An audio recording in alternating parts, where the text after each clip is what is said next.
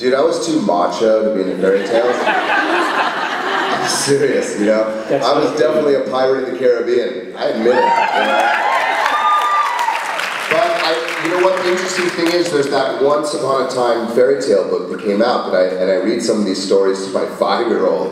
And you go into some of these stories, you read the real story of Hansel and Gretel. That is a dark, twisted, messed up story, man. And I get it. I mean, these are morality tales, right? These are teaching you Red Riding Hood. You're teaching your daughter to not be promiscuous back in the day. And how do we do it? We parable this big bad wolf thing. So it's interesting because it's brought me a newfound respect, and actually I give fairy tales credit for being a lot more ballsy than I ever thought they were. You know, one of my favorites is Jack and the Beanstalk. And I believe this is now public, so I can say this. I believe it's coming, so you'll be seeing something. So, and that was, I mean, someone had asked me this last year before I even knew that was coming, but it was coming. And again, I think the sky's the limit in terms of where they're going to go. I think I can easily say now that they've got a very wide canvas, and they're not going to just use the old European Grimm fairy tales. I know that they're going outside that and really sort of exploring, you know, fairy tales from other cultures and going to all sorts of different kinds of source material. So lots ahead.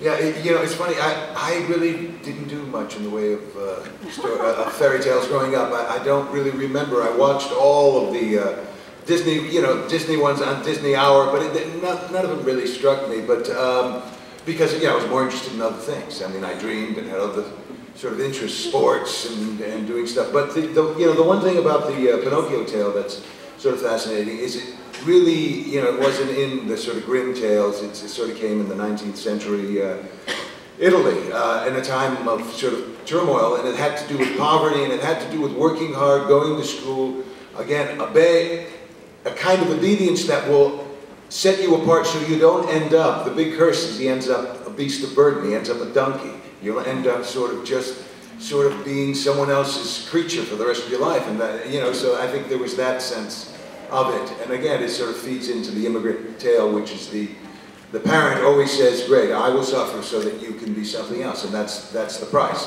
And so it made great sense. But I love, you know, I mean, I love the Bruno Bethlehem uses of enchantment and all of that. I agree with Lee, too, about these, you know, all of these have sort of wisdoms and very hard lessons. They're not sweet. You know, they're really not sweet at all. And that's cool. I think it's good. All right, so for each of your very good aligned, even heroic characters, how does having more than one villain and sort of the interplay between villains affect how the dynamic of the cast is and how the characters interact with each other? Wow, that's an interesting question. Let's see. How much time you got? Let's see. You know, what they've done is create a really dynamic world, and they have given, you know, you've got the evil queen who's got all this power and she's the mayor, but then you've got Rumpelstiltskin who seems to sort of have control over her and always sort of seem to have the upper hand, but even though he's sort of more in the shadows, and there's some other new characters that are coming that are also going to sort of rock the boat in a whole other kind of way. So yeah, I mean, again, I think, you know, we live, it's a very dynamic world that we get to live in, and I think that makes it sort of exciting. You know, frankly, from the acting, from an acting point of view, the evil characters are sometimes really the most fun to play.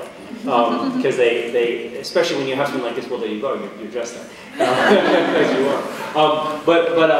Because you can have sort of a wound, as it were, that's driving you forward to kind of do these evil things. You know, we never know. The interesting thing about how this works is, and maybe some people don't really know the actual sort of math of this, but we get the script sometimes 4 or 5 days before they give it to everyone else. So the writers are baking it, cooking it for a long time. And they arc out the whole series, and then they do sort of sections of it, and then they sort of disseminate the script. And you get the script, and then you're up to speed. Now, we're up to speed a few months before you, but, you know, we aren't a part of, you know, really conceiving where it's going.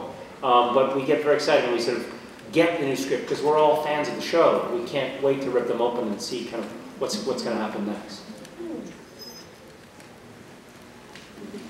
Hi, my question is, as actors, since you've had the experience of living in the fairy tale world as well as living in the modern world with your characters, if you were given the choice, which would you go to? Would you go to the simplistic, idealized version of the fairy tale world, or would you stay in the modern world with all the modern appliances and the technology, but with the complications that go with it? Oh, thanks. Well, there's no question. I'm going back to Fantasyland. Yeah, I'm going to Fantasyland too. Me too. Well, 'cause you know what? It's actually one of my favorite lines in the pilot. It's a really insidious line. She goes right when the vortex is happening, the curse is happening. Charming's dead on the ground, the baby's gone, and Regina's, well, the evil queen, is about to curse. The curse is coming, right? And Snow's like, where are we going? And she's going to a horrible, horrible place that's modern day America. It's a pretty subversive comment, you know what I mean? If you think about it, that the modern world is a tough, tough world, you know? And so I just got a kick on that. So yeah, we're going back to Storybook. Fairy tale land, here we come. Hello, my question is for the three of you. If you could be one other character on the show, who would you be and why?